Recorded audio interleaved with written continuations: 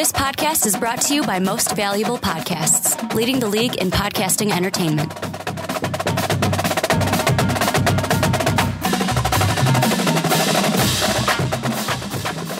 Hello, college football fans, and welcome to the Primetime Podcast. My name is Ricky Widmer, and as always, I'm joined by Brandon Swanson. Hey. And I gotta say it again, I'm sorry, Big 12 fans, yet again. We saved the best for last. So next week, we'll have our Big 12 football preview. Unless we can figure out something else to talk about. The MAC. Then. We could talk about the MAC or the FCS. But no. We will get to the Big 12 next week. I promise you. Today, though, the Pac-12. And to me, Brandon, you were super excited last week to talk about the SEC. I'm super excited to talk about the Pac-12 because to me, this is going to be the most competitive conference in college football. I'm going to go ahead and say it. There you go. I'm going to go ahead and say it. You're wrong. You think the SEC is going to be more competitive than this? It's always the most. It's always the most competitive. Big Ten's about a year away from being right up there, but the SEC is the most competitive conference in college football right now. I'd like to see people argue with me about that. See, and the reason why, I mean, let's put it this way. Last year, if we just look at last year's standings in the Pac-12, it wasn't really a race between Oregon and second place Stanford, who Oregon went 8-1 in the conference. Stanford was 5-4. So Mariota and the Ducks kind of ran away with the North. However, you look at the South, there were 3 teams that were 6-3 right behind that number 1 team in Arizona. And here's the thing I think about, because these are the big storylines coming into this conference. Number 1, the Ducks. We're going to get to them first. How are they going to do with new transfer Vernon Adams, fifth-year transfer from Eastern Washington? Can Washington do better in Coach Peterson's second year? You have Stanford. This has been the team that hasn't really been that dominant team since Andrew Luck. Then if you go over to the South, can Rich Rod continue success in Arizona? Is Arizona State a football team? UCLA, Jim Mora, show me what you're working with. And the Trojans, some people think the Trojans are back to the top this year in Steve Sarkisian's. I want to say it's his second year also with the Trojans, but we're going to get to all these teams. Let's start with the Ducks, though. The big story, Mariota gone, new quarterback Vernon Adams, fifth-year transfer. Yeah, I don't know. It's hard to replace a guy like Marcus Mariota because of just the skill set that he had. It wasn't just through the air. It was with his feet on the ground. I mean, he was able to do some amazing things. He carried the ball 135 times last year, 770 yards and 15 touchdowns just on the ground. Mm-hmm. He had 42 touchdowns through the air with 4 interceptions. To have anyone else come in and put up that type of production, that efficiency, that ratio, touchdown to interception ratio, that's amazing. Not too many other people could come in and do that. I don't know if anyone could come in and do that. You probably only get a couple of people around the league who do something like that. And I don't know if another one's coming to Oregon this year. Well, I kind of disagree with you. I think that Adams is going to be, to me, it kind of looks like, I'm looking at what Vernon Adams was able to do last season, and by looking at his stats, through the air last season, he threw for 3,483 yards, only 8 interceptions compared to 35 touchdowns. And then he also averaged 9 yards per pass, over 300 a game. He had an efficiency of 169, and that was even less than his 2013 season, where he was just 6 yards short of 5,000 passing yards. Marcus Mariota is a great quarterback. I think he's going to be a really good one in the NFL, and I believe he'll be better than Jameis Winston when it's all said and done. But moving away from Marcus Mariota, because you have to move away from him now at this point. But you with have to Oregon, though, I'm going to cut you off. With Oregon, it's the system, not the quarterback. It's the system that makes it work. And it doesn't matter who the head coach is. It doesn't matter if it's Chip Kelly, if it's Mark Helfrich, if it's the next guy after Helfrich decides to move on. The system is what makes Oregon so good. Ricky, that's what makes every team good is their system. You could say that about every football team in college, in the NFL. That's just kind of how sports are. And like how you said that, I don't know how you're going to get past Mariota. Chip Kelly, he's kind of started this. So we're going to start with the 2009 season as a reference. After that first season where you had Masoli, people are like, well, how do we replace him? In comes Darren Thomas, where if you're an NFL guy, you're basically sitting there going, who? Doesn't matter. He did some good things for Oregon. Those 2 seasons, everyone's like 11-12. How are we going to replace Thomas? In comes Marcus Mariota, the redshirt freshman. So to me with Oregon, it's just a matter of next man up. And if they can play in the system, they do good. And the Oregon system is so sound tight, and they have just how you run that system down pat to where, I mean, it just works. Well, that's how it is for a lot of guys, though. I mean, certain guys thrive in certain systems. Some guys thrive more in a West Coast style offense, where other guys, they go into a West Coast style offense and it's not their thing. That's not what they're meant for. But I think that anyone who comes into it's always next man up. Always next man up. It's got to be. When you lose a great player like a Marcus Mariota, like anybody that we've seen go through any of these college programs, and you're like, oh my gosh, they're going to be great NFL players. What are we going to do now? Well, you're just going to look on your bench and say, hey, who's going to have to step up? Because someone does. If you don't step up, then you go down the tubes and you end up at the bottom of the conference. You don't want to do that. So you make sure that you're ready. You make sure that you're stacked afterwards, after those players move on. But I think that we need to move on from Marcus Mariota because he is gone. And I think that one guy who's going to be a big force this year for Oregon and who they will lean on is going to be Royce Freeman, the sophomore running back. And you say that, and you just think of, I just think of former Kenyon Barner. How good was he? DeAnthony Thomas. I know he was more of a wide receiver in the NFL, but he was kind of a running back, kind of. LaMichael James, another one. All these great rushers in this Oregon Duck offense. And to me, this is exactly why Oregon is going to win the North yet again. The only guy they have to worry about is Vernon Adams coming in and running their system. They got Freeman, who to me could be the best running back in the Pac-12 this season. Wide receivers just need to catch the ball. And on defense, they're returning a lot of key players. They're linebackers headed by senior Rodney Hardrick. You also have defensive end DeForest Buckner, who opted to return for his senior season. So to me, it's really like Oregon's at the top. What's Stanford and what is Washington going to do to get better? I don't know. Yeah, and I think that you kind of take a look at this team, offensively and defensively, they're sound. They're still a sound team. Yeah, you have a little question at the quarterback, of course, because Mariota leaves and you're going, well, you're going to have another Mariota? Probably not. Are you going to have someone who's viable? Probably. That's all you need. I mean, this team is going to be good still, and they're still going to be an absolute force to be reckoned with there at the top of the conference. But I'm going to be interested to see how the year plays out for Oregon. Are they still going to be the powerhouse that they were last year that they have been? Or is there going to be another team that's able to come up and overtake them because they're just a little bit better in a few different departments? You know, it has yet to be seen, and I'm pretty excited for it. Well, and kind of keeping it in the North, one team I kind of want to move to that Oregon's going to have to beat, and I think they can coming into the season, are the Washington Huskies. You have Coach Peterson in his second year since coming to Washington from Boise State, and to me, I feel like this team defensively, what are you going to do to get better? Because I just think Shaq Thompson's no longer there, the big-time linebacker they had. Danny Shelton is no longer on that defensive line. And if you're taking steps back at defense, how are you going to go up against this Oregon offense? How are you going to do it, Brandon?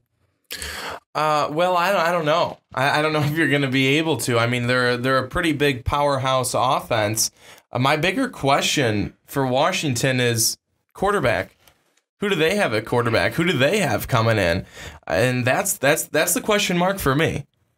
Well, right now they have Peterson's going to have to choose this offseason who he wants at quarterback because you have redshirt freshman KJ Carter-Samuels and then true freshman Jake Browning, both pocket passer guys. And to me, we're talking about Oregon, who we just talked about a few seconds ago. I'd rather be in their shoes because if I have a new quarterback coming in, I'd rather him be a fifth-year transfer than a redshirt freshman who didn't play last season or a true freshman who's never played college football in his life.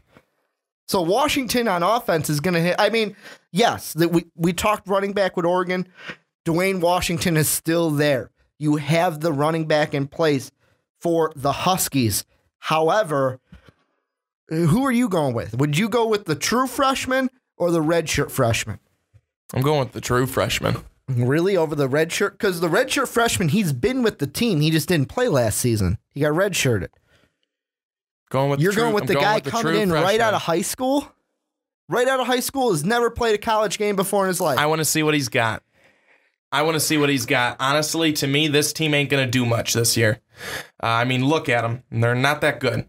And I'm saying that. I'm saying that right here. I don't, there's nothing that's really popping out to me that says Washington's going to do it this year. They've got a powerhouse. I don't think so. I think last year was a better chance because that defense was so much improved than it is this year. And the one point I'm going to make about the quarterbacks, and I'm going to quote Athlon Sports in their Huskies preview and prediction for this year. When it comes to Carter-Samuels or Browning, Samuels only has the edge because, and I quote, he's been in the program longer and is more physically developed. If Jake can come in, I'm going to call him Jake the Snake Browner, kind of like Jake the Snake Palmer. If he can come in and bulk up a little bit and show, hey, I'm ready to play, go ahead and play him. But either way, Coach Peterson's thinking, I hope I can find a quarterback that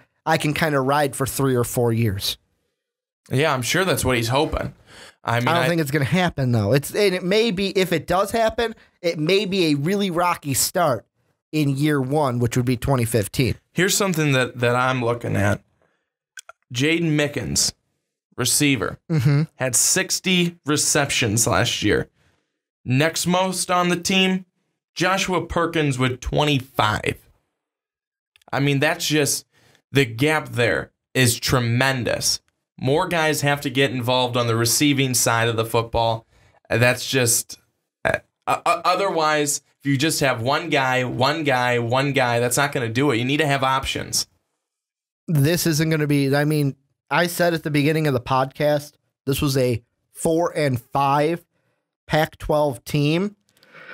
They may not win as many games in the Pac-12. I'm seeing, I wouldn't be surprised if they finished 5 wins overall this season just because of these 2 points.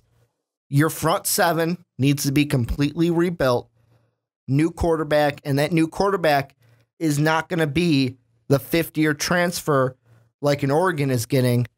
It's going to be a freshman, either redshirt or true freshman. That's what you're getting, plain and simple. Well, they've got a stretch of games from October 8th to October 24th that I don't think are going to go too well for Washington. At USC, home versus Oregon, and at Stanford. I see those as possible 3 losses in a row. Let's talk about Stanford. But continuing with our North theme before we get to the South, they're kind of in the middle, if we're talking quarterback-wise, between what Oregon has and what Washington has. Because, like we said, Oregon, 5th-year transfer. Washington, freshman, either true or red shirt. Stanford's in the middle. They got Kevin Hogan, who's the veteran 3rd-year starter who kind of had a season in 2014. Wasn't the best, wasn't the worst. No, I mean, I think throwing for 19 touchdowns, 8 interceptions, over 2,700 yards. That's definitely formidable. I mean, he did a fine job. I think you'd love to see his numbers go up a little bit more in 2014. But I think then you also look at the running back position. Ramon Wright, 135 carries only 601 yards, but 11 touchdowns. He's got to be able, his yardage has got to go up. His average per carry has got to be able to go up. I think that, you look at what he's averaged. He had 4.5 yards a carry in 2014. That's down from 2013. He only had 20 carries in 2013, though. But last year was the first year he really had the bulk of the carries. He needs to get better in 2015. Can I ask you this question about the Cardinal? I'll let you. Last year was the first time under David Shaw that the Cardinal had less than 11 victories in a season. This is a two-part question. One, does that become a trend and you see another season of under 11 wins for the Cardinal? And two, is this going to keep being a trend and we say, hey, you know what? Maybe Shaw should have made the jump to the NFL when he had the chance. Because before last season, it was, hey, is Shaw going to go to the NFL? Was going to go to the NFL? And how many times did we see him on pregames go, guys, I'm staying with Stanford. I'm staying with Stanford. Let's focus on this bowl game. What do you think, Brandon? And you're saying, do you think it's going to be a trend that they don't get back to that 11-win like marquee that they used to be at? And do you think that trend continues to where we say, hey, Shaw, you should have got out when you had the chance? I don't know about you should have got out while you had the chance, because some guys are meant to be college coaches.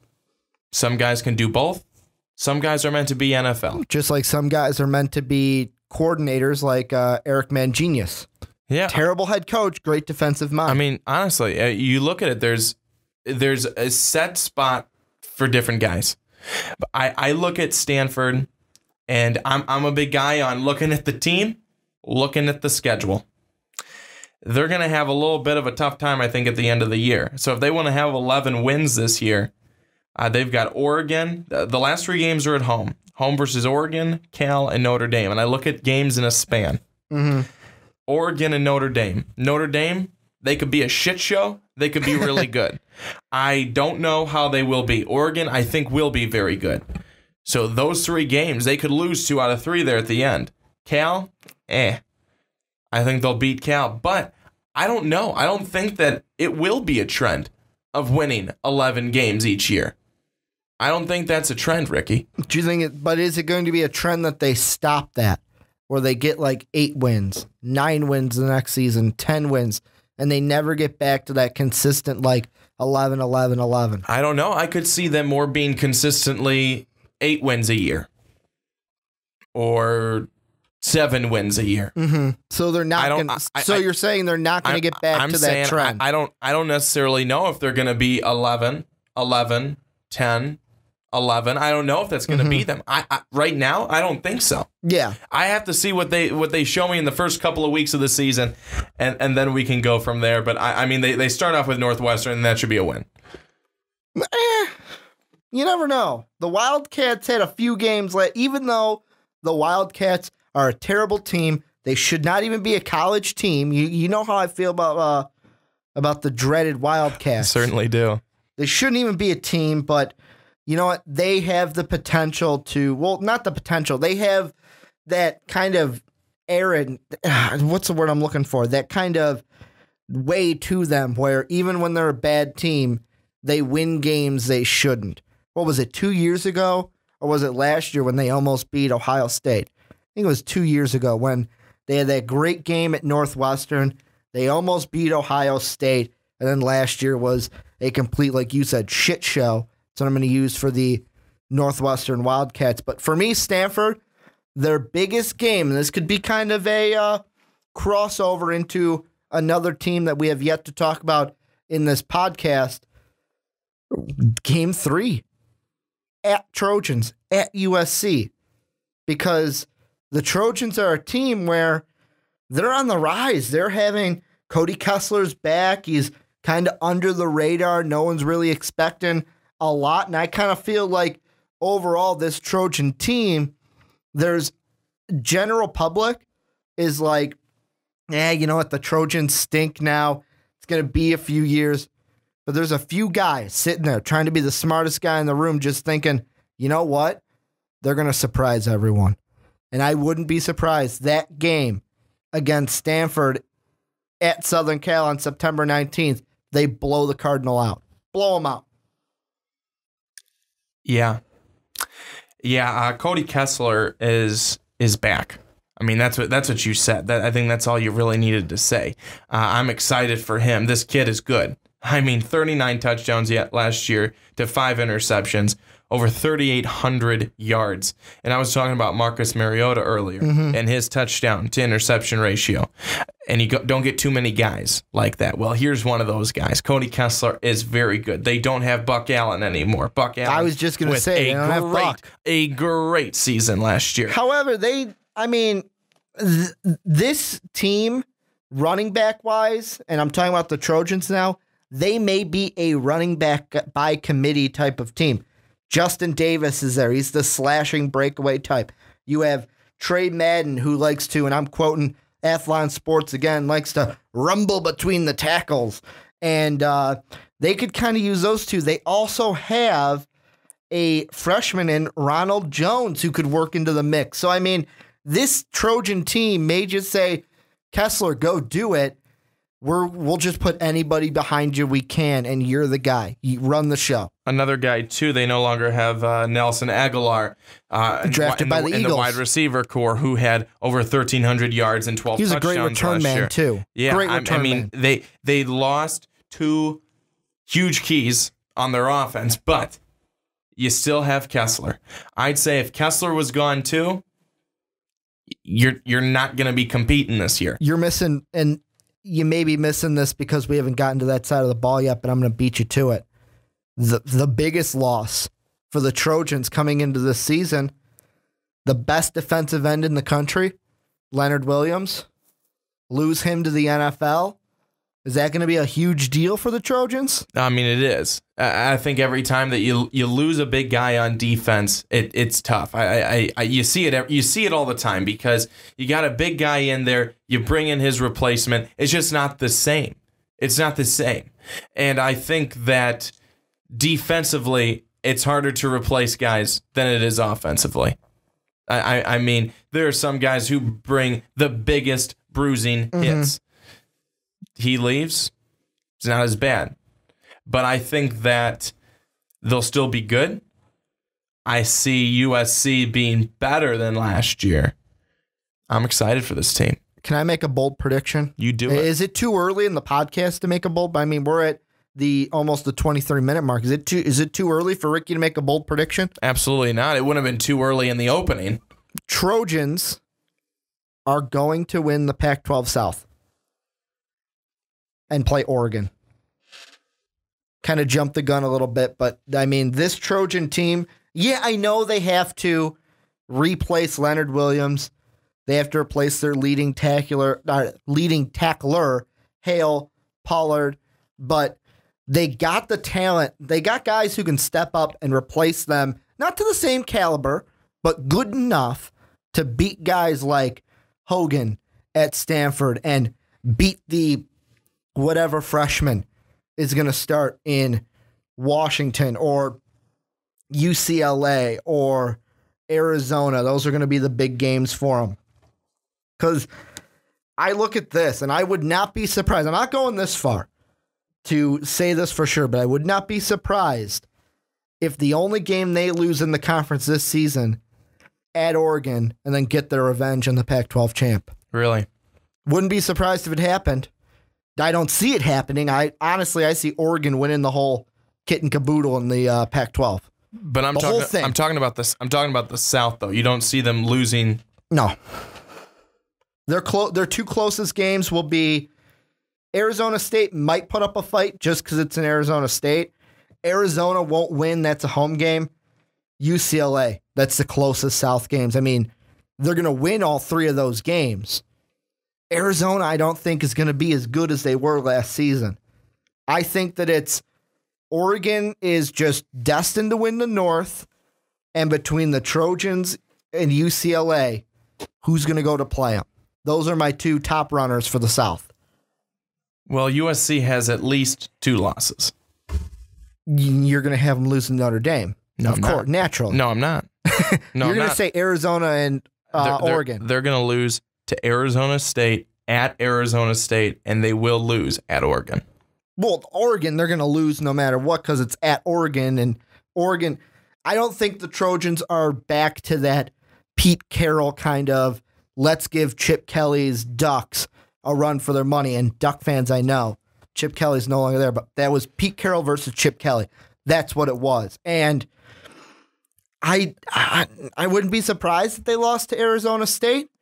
To me, that would be the game to finally put Arizona State on the map in the minds of guys like me, where I don't see Arizona State as that top quality team like Oregon, UCLA, USC, Arizona. I don't see them as that. I see them just below that right now. Ricky, I'll tell you what though, that Notre Dame game, that could be a close one right now. You know, tickets are available from $320 or more, and you know they may not have enough fans to be able to get them to win. The only reason why tickets go that $320. Well, Ricky. for that Holy game, crap. the only reason why tickets go for that much is because you're not paying. If you're a Notre Dame fan, you're not paying for Notre Dame to win that game. You're paying just to witness a rivalry game. That's what you're paying for, because guess what? The Irish are not going to win that game. I'll tell you this. The Irish are not going to be a good football team. They'll be a decent one. They'll be a bowl team, but they're not going to be one that kind of just runs away with it and makes the college football playoff. Ricky, you talked about them. You mentioned them. Now let's talk about them. Arizona. Okay. You're talking about a team that you don't think that's going to be as good this year. Give me some reasons why.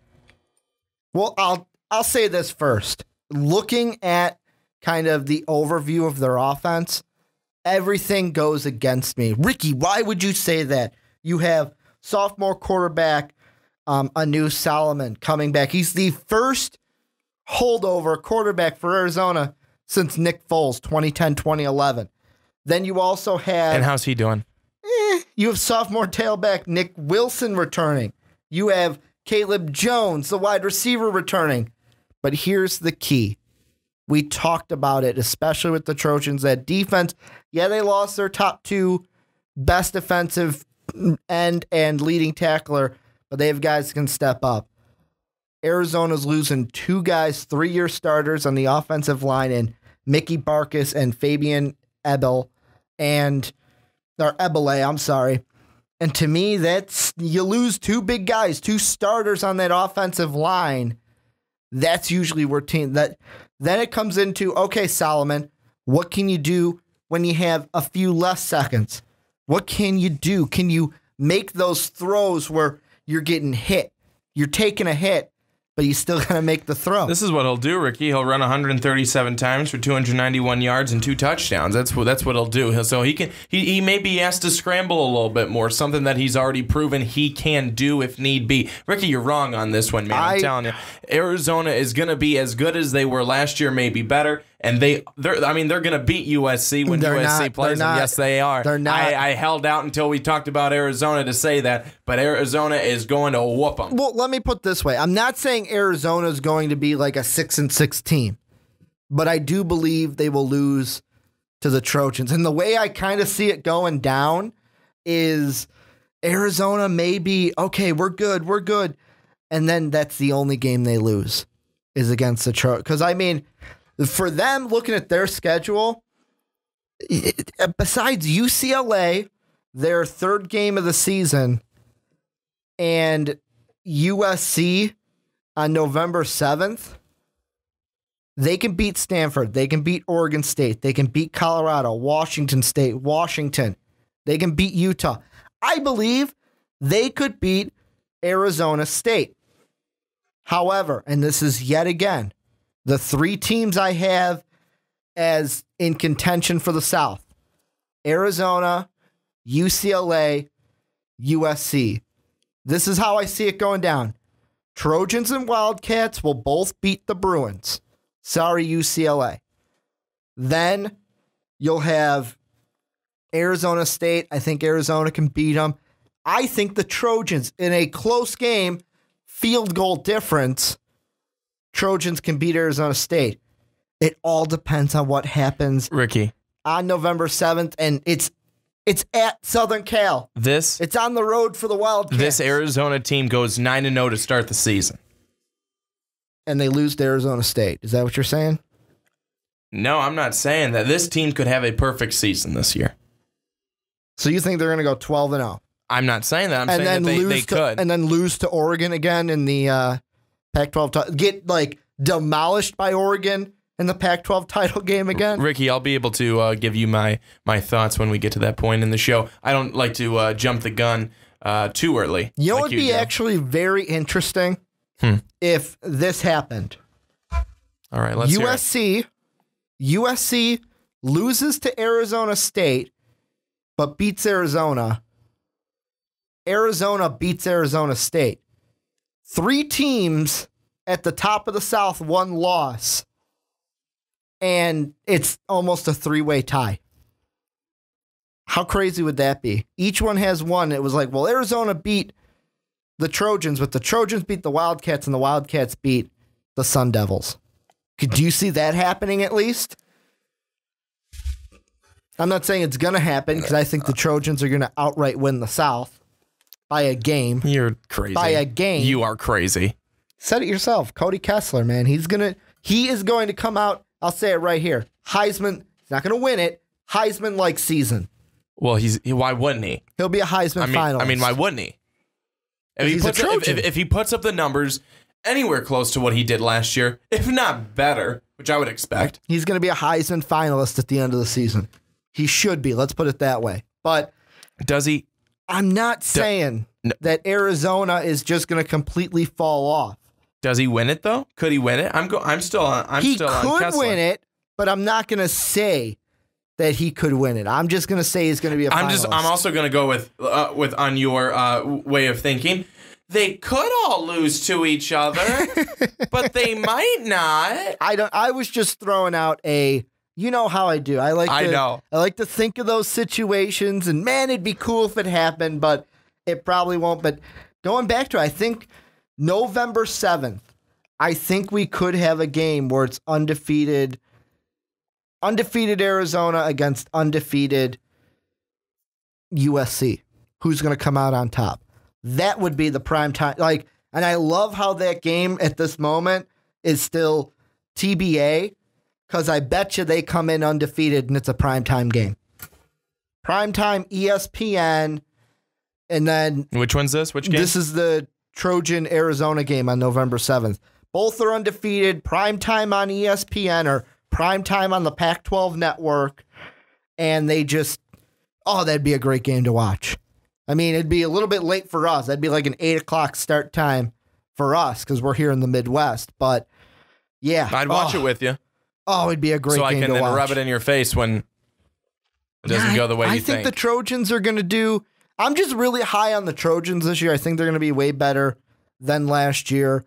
Arizona, I'm not saying they're just going to completely fall off. Like you said, they're returning their quarterback, returning this guy, that guy, left and right. However, to me, the big question mark is, what are you going to do with those 2 big offensive linemen that you're losing? How are replace them? But see, that to me, I value offensive line help, and Solomon may have it where it's like, oh, well, that didn't happen last year. Guess what? It didn't happen because you had a offensive line to protect you. What about Arizona State, though? Arizona State. Tell me about them.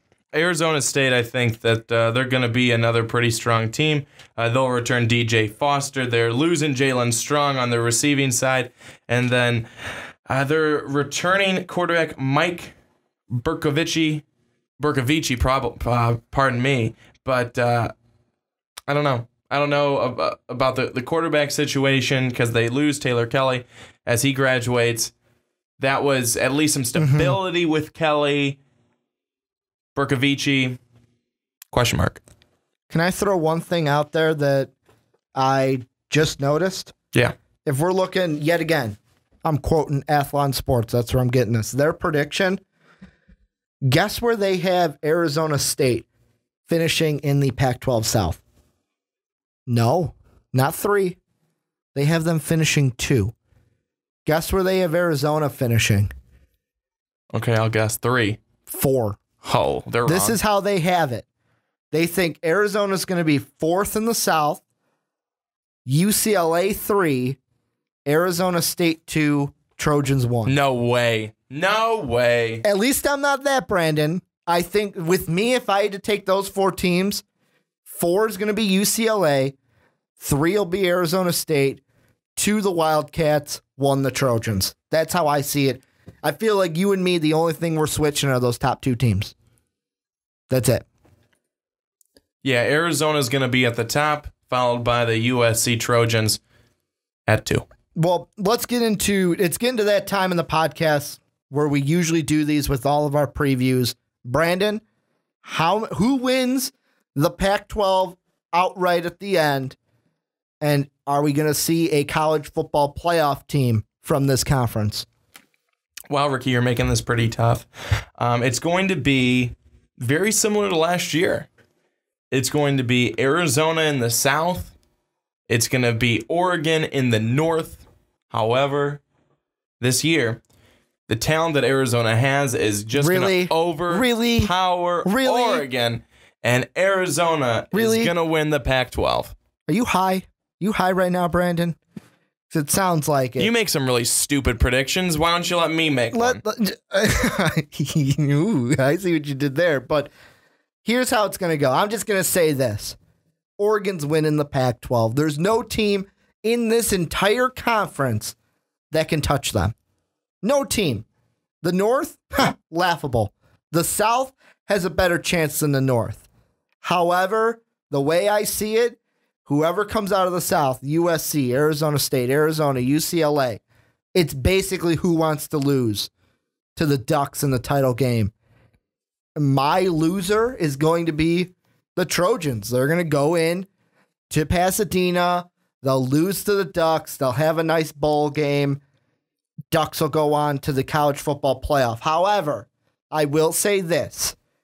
No matter the winner from this conference, Oregon, Arizona, UCLA, USC, Arizona, we will have a college football playoff team from the Pac-12, no matter who wins it. Pac-12 will be represented in the playoff system. You're looking at me, giving me a smirk, Brandon.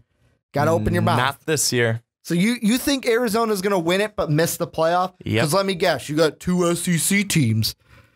2 SEC teams. You got the loser in the SEC title game going to the playoffs. I don't. Is that what you're thinking? The Raiders will, though. I don't know. I feel like because we're in the committee now. We're out of Raiders. It's all about this committee. I think when it's all said and done this year, and you know what? I'm going to leave it because we got to talk about the Big 12 first. So I'm going to leave it for next week. What I was going to say. Stay tuned for next week's podcast to hear that.